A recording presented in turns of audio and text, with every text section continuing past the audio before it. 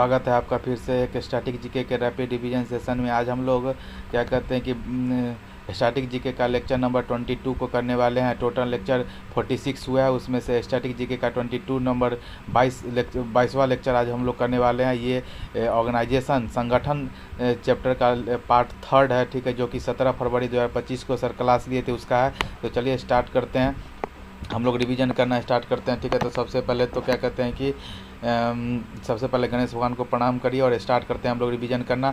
10 से 15 मिनट में हम लोग रिवीजन कर लेंगे। तो देखिए शुरू का 3 पेज इसमें क्या है कि करप्ट हो चुका है। देखिए 1 मिनट रुकेगा, देखिए शुरू का 3 पेज देखिएगा, थोड़ा सा यहाँ देखिए 1, 2 और 3 पेज यहाँ पे क्या है कि करप्ट हो चुका है ना। उसके बाद यहाँ से सही है, तो उसके लिए हम एक जुगाड़ कर लिए हैं, ठीक है। यहाँ पे क्या है कि 1 मिनट रुक जाइएगा, 1 मिनट। यहाँ पे हम क्या किए हुए हैं कि स्क्रीनशॉट लेके रखे हुए हैं, ठीक है, स्क्रीनशॉट लेके रखे हुए हैं, ठीक है, फ़ोटो खींच के, ठीक। तो यहाँ पे साइड में कर लेते हैं, जहाँ पे नहीं दिखेगा कटा हुआ रहेगा उसको इस क्या बोलते हैं इस इमेज का इस्तेमाल कर लेंगे, ठीक है। तो चलिए 1 मिनट रुकेगा, स्टार्ट करते हैं हम लोग, यहाँ से स्टार्ट करते हैं, ठीक है।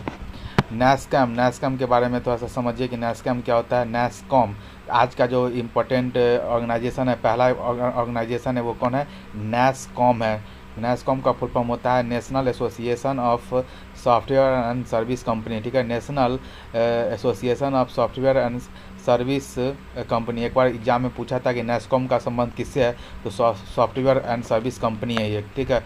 आगे बात करते हैं कि इसका स्थापना 1988 में, ठीक है, जब क्या बोलते हैं सेबी का जिस समय स्थापना हुआ था ना, उसी समय नैस्कॉम का भी हुआ था। थोड़ा सा इंटरलिंक करके पढ़िए, ठीक है। तो 1988 में हुआ था। इसका हेडक्वार्टर नोएडा नई दिल्ली में, ठीक है, नोएडा प्लस नई दिल्ली में। बात करते हैं वर्तमान इसके अध्यक्ष राजेश नाम्बियार है। कौन है, राजेश नाम्बियार इसके अध्यक्ष हैं, वर्तमान अध्यक्ष। इसके चेयरमैन कौन है, सिंधु गंगाधरन है। कौन है, सिंधु गंगाधरन नैस्कॉम के चेयरमैन है और वर्तमान अध्यक्ष राजेश नाम्बियार है, ठीक है। आगे बात करते हैं LIC का। तो देखिए LIC का यहाँ पे कटा हुआ है, ठीक है, कटा हुआ है। तो हम यहाँ पे LIC का ओपन कर लेते हैं, LIC, ठीक है। थोड़ा सा यहाँ पे LIC का यहाँ पे कटा हुआ है, तो यहाँ से पढ़ लेंगे हम लोग, ठीक है। देखिए LIC के बारे में यहाँ से थोड़ा सा कंप्लीट करते हैं, ठीक है। LIC क्या है, LIC क्या है, इसका फुल फॉर्म होता है life insurance corporation of India, ठीक है। क्या है, life insurance corporation of India, ठीक है। इसको हिंदी में बोलते हैं भारतीय जीवन बीमा निगम, ठीक है। इसका स्थापना 1956 के अधिनियम के द्वारा इसका स्थापना 1 सितंबर 1956 को हुआ था, ठीक है। तो देखिए LIC का फुल फॉर्म होता है life insurance corporation of India, ठीक है। और बात करते हैं कि इसको हिंदी में भारतीय जीवन बीमा निगम बोलते हैं। इसका स्थापना 1956 के अधिनियम के द्वारा 1 सितंबर 1956 को हुआ था। इसका हेडक्वार्टर कहाँ पे है, तो मुंबई में है। और इसका ध्येयवाक्य है योगक्षेम बहोमयम। क्या है, संस्कृत में लिखा हुआ है योगक्षेम बहोमयम। इसका मतलब होता है कि आपकी संपत्ति हमारी जिम्मेदारी, your wealth is my responsibility, ठीक है। बात करते हैं कि इसके चेयरमैन का, तो इसके चेयरमैन का नाम है, LIC के चेयरमैन का नाम है सिद्धार्थ मोहंती। क्या नाम है, सिद्धार्थ मोहंती है।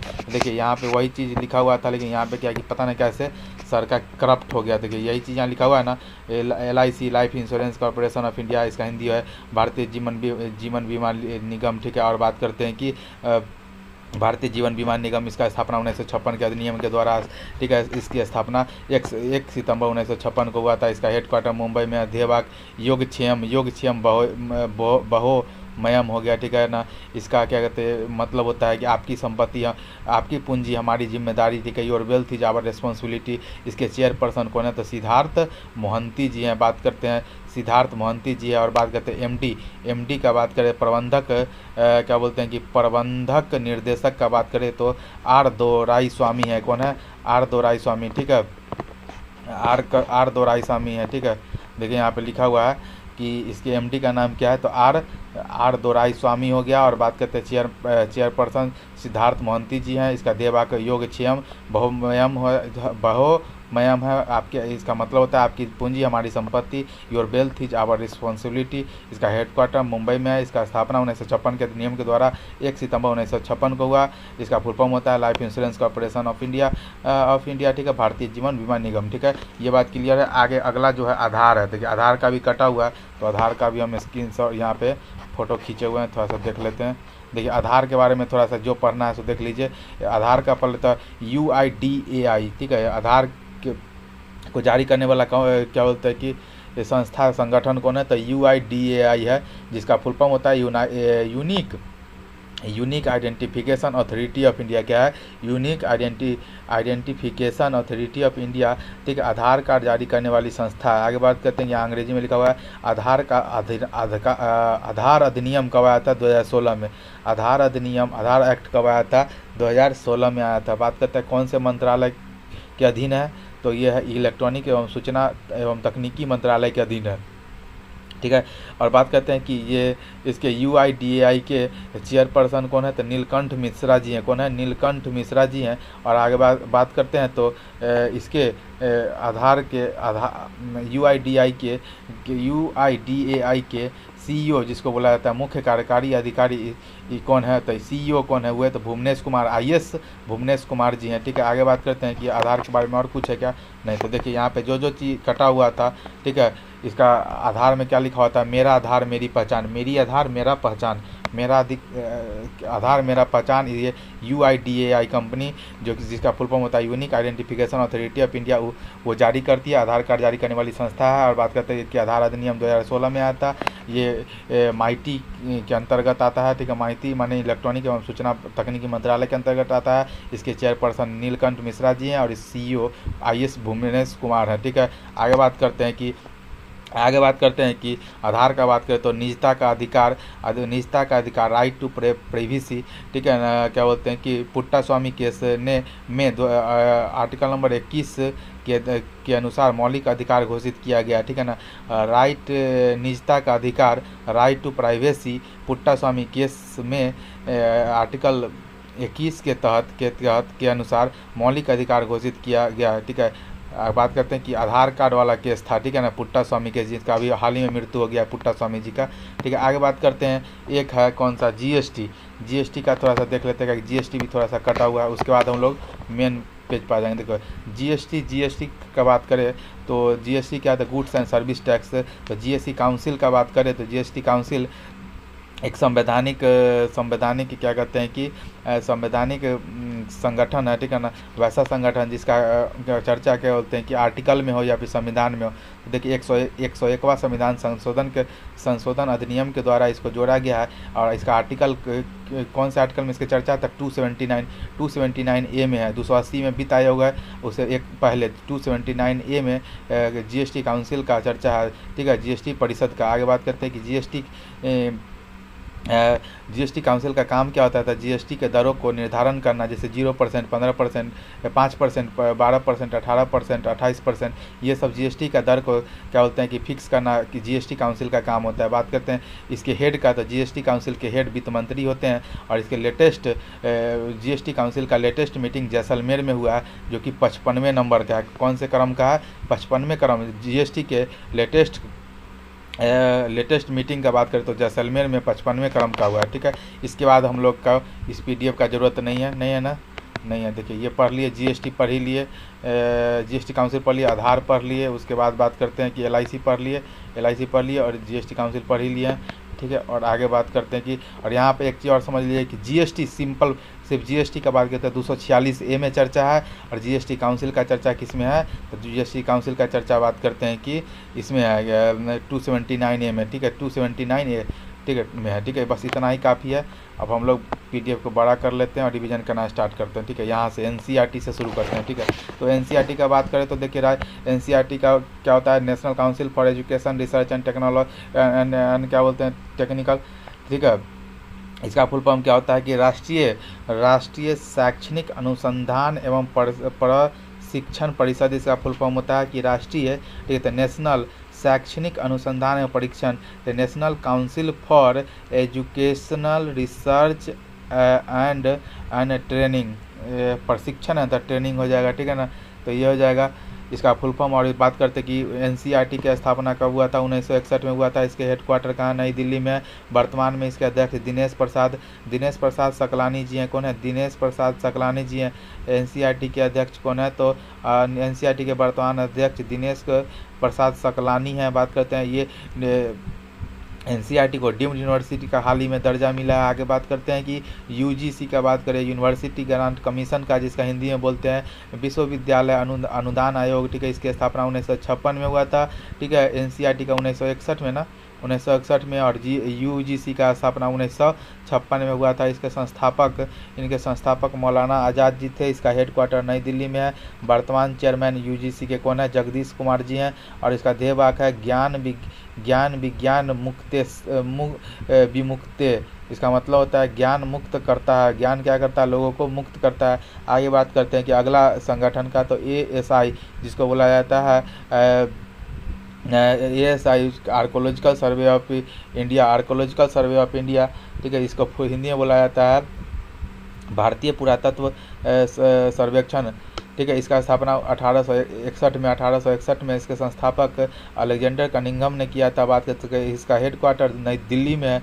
और इसका हेड, इसके अभी ASI जिसको बोलते हैं आर्कोलॉजिकल सर्वे ऑफ इंडिया, ये अभी हेड, वर्तमान हेड कौन है? यदुवीर सिंह जी हैं। ठीक है, कौन है? यदुवीर सिंह जी हैं। आगे बात करते हैं कि ठीक है, आगे बात करते हैं कि तो अभी तक हम लोग क्या है कि टोटल 20 क्या बोलते हैं कि ऑर्गेनाइजेशन को पढ़ चुके हैं। अब बात हम लोग करते हैं अंतर्राष्ट्रीय संगठन के बारे में। अंतर्राष्ट्रीय संगठन में पहला आता है यूएनओ का फुल फॉर्म होता है यूनाइटेड नेशन ऑर्गेनाइजेशन। इसको हिंदी में संयुक्त राष्ट्र संघ बोला जाता है। पुराना नाम इसका लीग ऑफ नेशन है। इसका स्थापना 1920 में हुआ था। इसका हेडक्वार्टर जिनेवा स्विट्जरलैंड में है। इसका कार्य क्या है कि जो सेकेंड वर्ल्ड वार युद्ध को रोकना, ठीक है ना, माने जो भी किसी भी राज्य के किसी भी देश में क्या बोलते हैं युद्ध होता है तो उसको रोकना इसका काम है। लेकिन ये विश्व कप को रोकना इसका काम था, लेकिन ये विफल हो गया। ठीक है, असफल रहा। सेकेंड वर्ल्ड वार हो गया 1939 से लेकर 1945 के बीच में। तो क्या हुआ था कि लीग ऑफ नेशन क्या है कि लीग ऑफ नेशन, ठीक है, लीग ऑफ नेशन का हेडक्वार्टर कहाँ पे है? पहले बात तो है कि लीग ऑफ नेशन का स्थापना 1920 में हुआ था। इसका लीग ऑफ नेशन का हेडक्वार्टर जिनेवा स्विट्जरलैंड में था। लीग ऑफ नेशन का स्थापना इसलिए हुआ था ताकि फर्स्ट वर्ल्ड वार के बाद सेकेंड वर्ल्ड वार न हो, उसको सेकेंड वर्ल्ड वार को रोकना इसका मेन उद्देश्य था, लेकिन असफल हो गया लीग ऑफ नेशन। उसके बाद क्या हुआ? सेकेंड वर्ल्ड वार हो गया 1939 से लेकर 1945 के बीच में। तो फिर एक नई संस्था बनाई गई, ठीक है, जिसका नाम रखा गया यूएनओ, यूनाइटेड नेशन ऑर्गेनाइजेशन, जिसको हिंदी में संयुक्त राष्ट्र संघ बोला जाता है। बात करें इसकी स्थापना 24 अक्टूबर 1945 को, ठीक है, 24 अक्टूबर 1945 को हुआ। बात करते हैं कि ठीक है, यूएनओ का मुख्यालय मैनहट्टन द्वीप न्यूयॉर्क USA में है। बात करते हैं यूएनओ के नाम का सुझाव फ्रैंकलिन डी रूजवेल्ट ने दिया, जो कि USA के राष्ट्रपति थे, के द्वारा दिया गया था। यूएनओ के नाम का सुझाव फ्रैंकलिन डी रूजवेल्ट USA के राष्ट्रपति के द्वारा दिया गया। बात करते हैं यूएनओ के कुल संस्थापक सदस्य 51 थे, लेकिन पोलैंड ने हस्ताक्षर नहीं किया था। हस्ताक्षरकर्ता देश कितने थे? 50 थे। बात करते हैं भारत संस्थापक सदस्य है। ठीक है, यूएनओ का भारत क्या की संस्थापक सदस्य है। बात करते हैं कि यूएनओ में वर्तमान में 193 सदस्य है, जिसमें दक्षिण सूडान नवीनतम है। बात करते हैं कि 2011 में बनाई है शायद, हाँ, दक्षिणी सूडान। बात करते हैं यूएनओ के चार्टर्ड में 19 अध्याय और 111 धाराएं हैं। यूएनओ के चार्टर्ड में 19 अध्याय और 111 धाराएं हैं। आगे बात करते हैं भाषाएं, तो यूएनओ में कौन कौन सा भाषा है? तो हिंदी भाषा नहीं है, लेकिन 6 भाषा, एक तो अंग्रेजी है, एक फ्रेंच है, एक रसियन है, एक अरबी है, एक मंदारिन या फिर चीनी बोल दीजिए, एक स्पेनिश है। तो कौन कौन 6 भाषा है? अंग्रेजी, फ्रेंच, रसियन, अरबी, मंदारिन जिसको चीन बोलिए, और स्पेनिश। ये 6 भाषा क्या होता है? यूएनओ का आधिकारिक भाषा है। बात करते हैं इसके लोगो का, तो इसको लोगो में क्या है? तो इसको लोगो में जैतून की पत्तियां हैं। कौन है? जैतून की पत्तियां, जिसको ओलिव लीफ कहा जाता है, और विश्व का मानचित्र है। विश्व का मानचित्र और जैतून की पत्तियां, ओलिव लीफ है, शांति के लिए प्रतीक है। ठीक है, आगे बात है उद्देश्य क्या है कि इसका यूएनओ का मेन उद्देश्य है कि अंतर्राष्ट्रीय शांति स्थापित करना। ठीक है, भारतीय संविधान का आर्टिकल नंबर 51 अंतर्राष्ट्रीय शांति का ही बात करता है। ठीक है, आगे बात करते हैं कि और भारत का जो विदेश नीति है आर्टिकल नंबर 51 पर ही आधारित है। बात करते हैं यूएनओ के अंग का, यूएनए का टोटल 6 अंग है। एक है यूएन महासभा, ठीक है, जिसको UNGA कहा जाता है, यूनाइटेड नेशन जनरल असेंबली। ठीक है, यूएन महासभा। आगे बात करते हैं एक है यूएन सुरक्षा परिषद, जिसको बोला जाता है यूनाइटेड नेशन सिक्योरिटी काउंसिल। तीसरा है आर्थिक सामाजिक परिषद, तो क्या है? इकोनॉमिक सोशल काउंसिल, ठीक है, आर्थिक सामाजिक परिषद, इकोनॉमिक सोशल काउंसिल। आगे बात करते हैं, अगला है चौथा है अंतर्राष्ट्रीय न्यायालय, जिसको इंटरनेशनल कोर्ट कहा जाता है, ठीक है, इंटरनेशनल कोर्ट कहा जाता है। पाँचवा है सचिवालय, सेक्रेटरीट है। आगे बात करते हैं, छठा है न्यास परिषद है, ठीक है। छठा क्या है? छठा है न्यास परिषद। न्यास परिषद को क्या बोलते हैं कि न्यास परिषद छठा है, इसको टीसी बोला जाता है। टीसी का क्या होता है? ट्रस्ट काउंसिल है। कौन है? Trust council. न्यास परिषद का इंग्लिश क्या होता है? Trust council. अब पढ़ते हैं पहला यूएन जनरल असेंबली का बात करें तो यूएन जनरल असेंबली को महासभा कहा जाता है। इसके सदस्य देश 193 है। 93 बात करते हैं कि इसको विश्व की लघु संसद कहा जाता है, मिनी पार्लियामेंट ऑफ वर्ल्ड कहा जाता है यूएन जनरल असेंबली को। ये एक देश एक मत सिद्धांत है, इसमें 1 नेशन 1 वोट है, इसमें को फॉलो किया जाता है। इसमें बात करते हैं एक देश से 5 सदस्य भाग ले सकते हैं, ठीक है, एक देश से 5 सदस्य भाग ले सकते हैं। प्रथम अध्यक्ष कौन थे? ठीक है, प्रथम अध्यक्ष यूएन जनरल असेंबली के क्या बोलते हैं कि प्रथम अध्यक्ष पॉल हेनरी थे। कौन? पॉल हेनरी थे, जो कि बेल्जियम के थे, ठीक है। प्रथम अध्यक्ष कौन थे? पॉल हेनरी, जो कि बेल्जियम के थे। बात करते हैं कि प्रथम महिला अध्यक्ष यूएनजीसी के कौन थे? तो विजय लक्ष्मी पंडित 1953 में, ठीक है, 1953 में विजय लक्ष्मी पंडित, जो कि पंडित जवाहरलाल नेहरू की बहन थी विजय लक्ष्मी पंडित, वो 1953 में इंडिया की तरफ से प्रथम महिला अध्यक्ष बनी यूएनजीसी का। आगे बात करते हैं कि 79 अभी जो हाल ही में जो 79 सत्र चल रहा है वर्तमान में, इसके अध्यक्ष कौन है? तो फिलेमोन यंग है, कैमरून के पूर्व प्रधानमंत्री हैं। आगे बात करते हैं कि यूएन सिक्योरिटी काउंसिल का बात करें, यूएन सिक्योरिटी काउंसिल का बात करें, जिसको बोला जाता है यूनाइटेड नेशन, ठीक है, संयुक्त राष्ट्र सुरक्षा परिषद। इसका क्या है कि इसको विश्व का पुलिसमैन कहा जाता है। इसको क्या कहा जाता है? विश्व का पुलिसमैन कहा जाता है। और किसी भी देश में गृह युद्ध होने पर वहाँ शांति स्थापित करने के लिए पीस कीपिंग फोर्स भेजा जाता है, जिसके द्वारा यूनाइटेड नेशन सिक्योरिटी काउंसिल के द्वारा इसमें कुल सदस्य 15 हैं, ठीक है ना। इसमें कितने यूएन सिक्योरिटी काउंसिल में टोटल कुल सदस्य कितने होते हैं? 15 होते हैं, जिसमें से 10 अस्थायी है। 10 कितने हैं? 10 अस्थायी है, जिसका कार्यकाल 2 वर्ष होता है, और 5 अस्थायी है। 5 अस्थायी कौन है? 5 अस्थायी जो परमानेंट है वो है यूएसए, यूके, रूस, फ्रांस और चीन। यूएसए, यूके, रूस, फ्रांस और चीन, ये 5 क्या कहते हैं कि अस्थायी है। इसका ट्रिक है याद करने का, रसियन का फेस, तो रसियन से रूस हो गया, रसियन का, ठीक है, रसियन का फेस, तो रसियन से हो गया रूस, ठीक है, फेस से एफ से हो गया फ्रांस, ए से हो गया अमेरिका, सी से चाइना, ई से इंग्लैंड, ठीक है। तो 5 अस्थायी हो गया, और 10 क्या होता है? अस्थायी होता है, जिसका कार्यकाल 2 वर्ष का होता है, ठीक है। आगे बात करते हैं नोट में, भारत यूएन सिक्योरिटी काउंसिल का भारत अब तक 8 बार अस्थायी सदस्य रह चुका है, ठीक है ना। भारत 8 बार अस्थायी सदस्य रह चुका है अभी तक। अब बात करते हैं कि अस्थायी सदस्य के पास वीटो पावर होती है, ठीक है, अर्थात किसी भी विधेयक पर ना कहने की शक्ति होती है। बहुत ही बड़ा पावर होता है, अगर किसी एक ने भी अगर वीटो पावर कर दिया तो वो विधेयक पारित नहीं होगा, ठीक है ना। बात करते हैं भारत के पास वीटो पावर मांग करता है, लेकिन क्या होता है, भारत को दे नहीं रहा है। चाइना हमेशा वीटो पावर का यूज़ करके भारत को वीटो पावर लेने से मना कर देता है। देखिए भारत को क्यों मिलना चाहिए वीटो पावर, उसका कुछ आधार है सर के अनुसार। देखिए पहला कि विश्व का सबसे बड़ा लोकतंत्र भारत है, ठीक है। बात करते हैं भारत आज़ादी वाले दिन से ही महिलाओं को वोट देने का अधिकार दिया था, ये बहुत बड़ा प्लस पॉइंट है। अगली बात है कि विश्व की 5 सबसे अधिक अर्थव्यवस्था में भारत का अर्थव्यवस्था आता है, ठीक है, तो इसलिए देना चाहिए भारत को वीटो पावर। अगला है कि भारत ने युद्ध की पहल कभी नहीं की है, तो शुरुआत कभी भी युद्ध का नहीं किया, ये चौथा बात हो गया। 5वां है पीस कीपिंग फोर्स में भारत अग्रणी है। पीस कीपिंग फोर्स जो है उसमें सबसे ज़्यादा योगदान भारत का है। आगे बात करते हैं कि विश्व का सबसे बड़ा बाजार भारत है, ठीक है, इसीलिए इन सब 6 पॉइंट को मद्देनज़र रखते हुए भारत को वीटो पावर देना चाहिए।